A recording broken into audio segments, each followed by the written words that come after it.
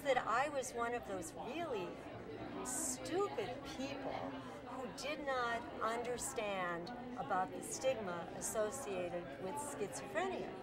So in fact, when our son got that diagnosis, which our family made, by the way, I was very relieved because I really, my husband and I really understood what all this slow slide into psychosis was all about.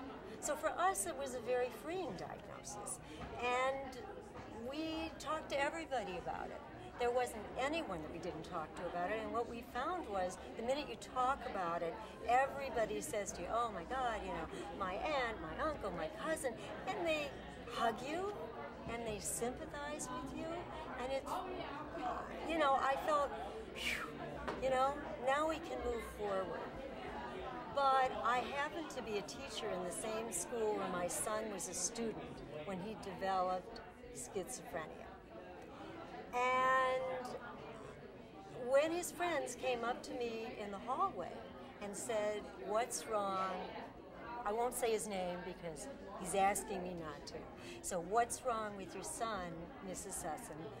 I would just burst into tears. And I just simply couldn't rationally explain it in the same way that I could to friends or colleagues.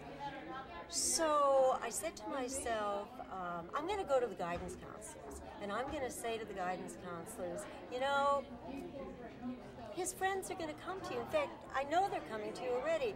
I give you permission to talk to them about our son's mental illness. I said, you don't have to say the word schizophrenia. You can just talk to them about mental illness, about the need, most importantly, the need to stick by a friend, right? And how important that will be.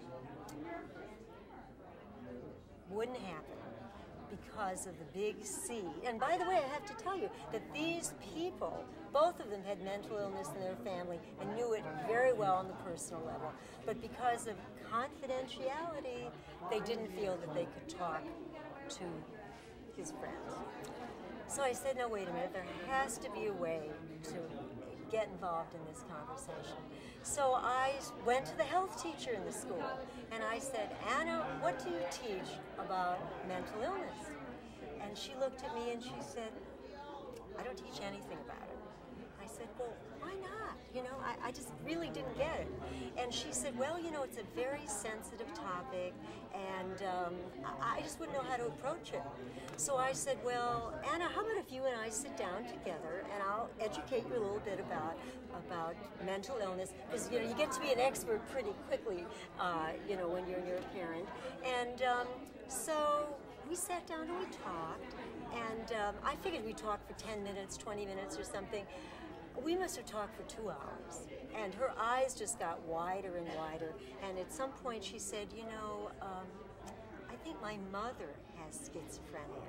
I said, your mother?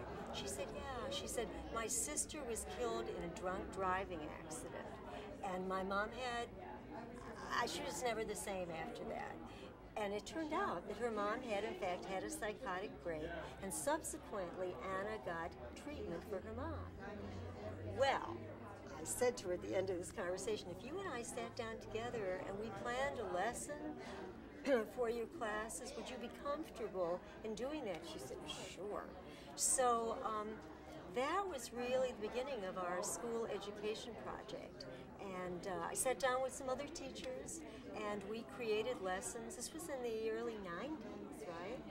And then it's kind of spread around the country. It spread through the NAMI network.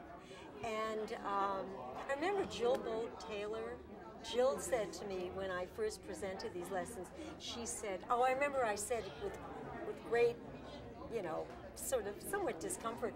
I said, I'm saying that one lesson could make the difference, but I said, I don't really know that it could. And she raised her hand. She was so angry. She said, don't you ever say that again. I said, why, Jill? She said, because, if I had just had one lesson, I would have understood what was going on with my brother. And instead, I spent my whole childhood blaming myself. So this is an idea whose time has come. this is an idea whose time has come. And I would like to see the day when every single child in the country doesn't have just one lesson about mental illness. I understand it takes 10 to really, really make a difference, and that's my goal. So, you know, if I can talk about mental illness, so can you.